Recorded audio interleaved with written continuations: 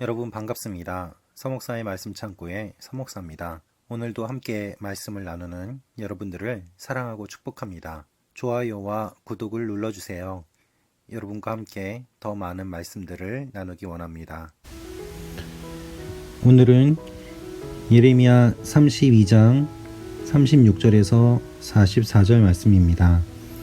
오늘 말씀은 하나님께서 하나님의 백성들과 맺으시는 언약에 대한 내용이 기록되어 있습니다. 하나님께서는 이렇게 말씀하십니다.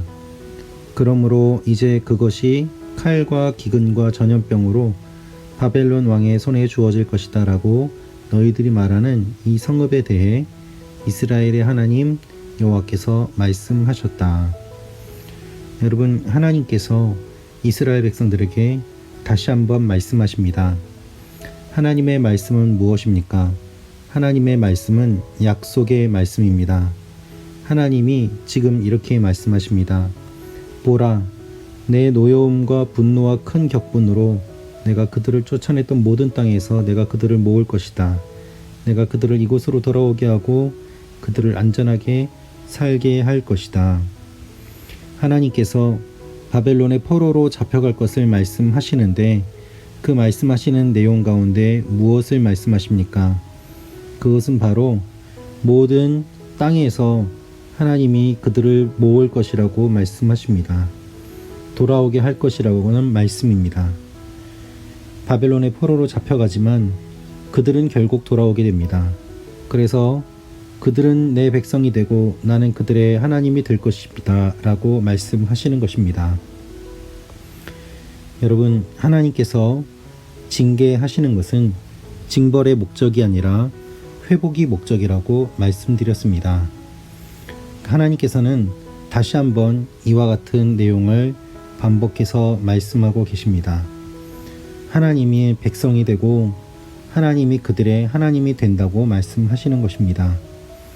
여러분, 이것이 얼마나 놀라운 일입니까?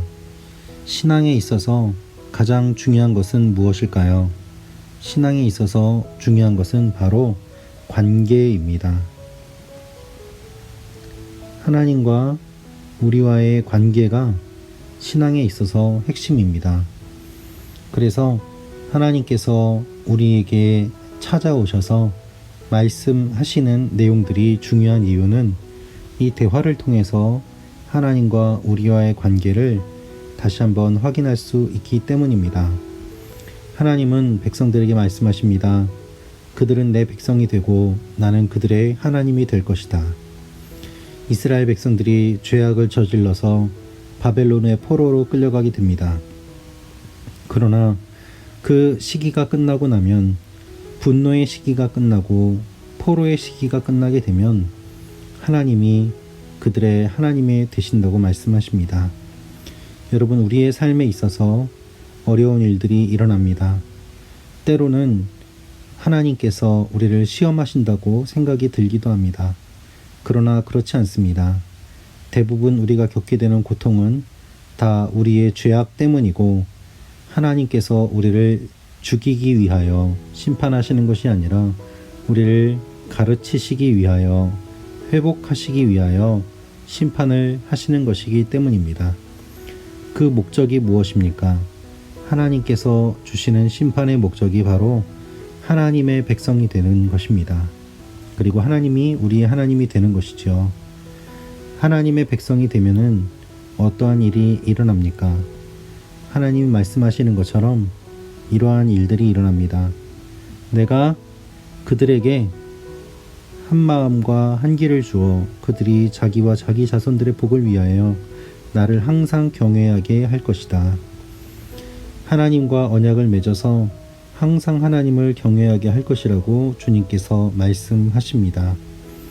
그래서 내가 그들에게 복을 주는 것을 기뻐할 것이고 내가 내 온 땅과 내 온 마음과 내 온 정신으로 확실하게 그들을 이 땅에 심을 것이다.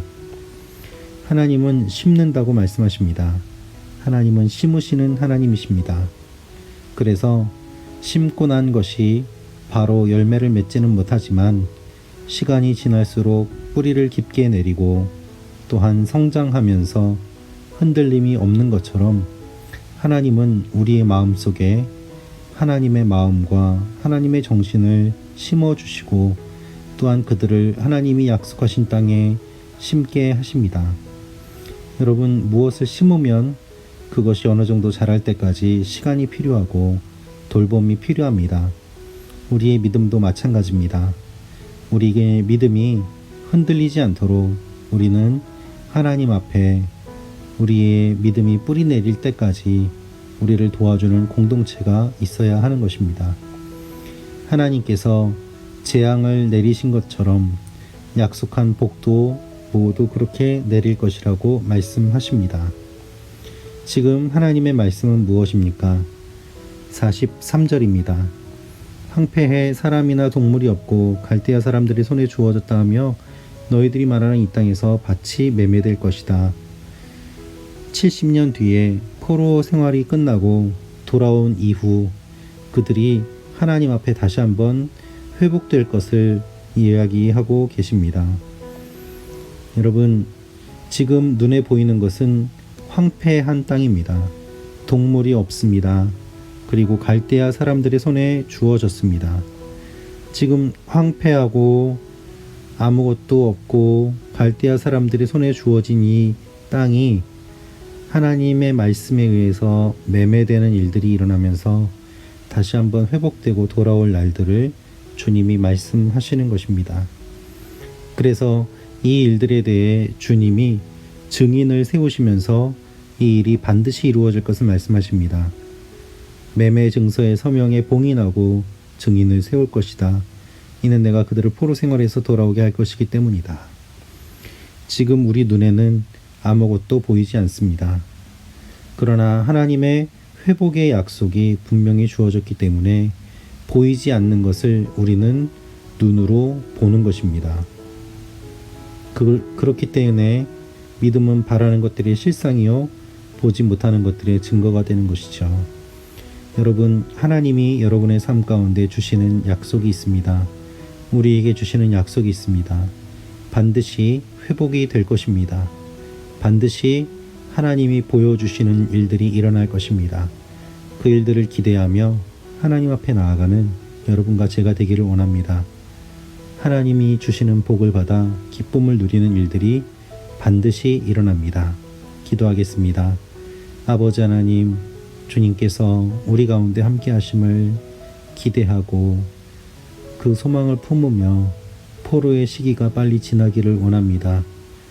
믿음의 눈으로 보이지 않는 것들을 보게 하시고 약속의 하나님을 바라보게 하여 주옵소서. 예수님의 이름으로 기도합니다. 아멘.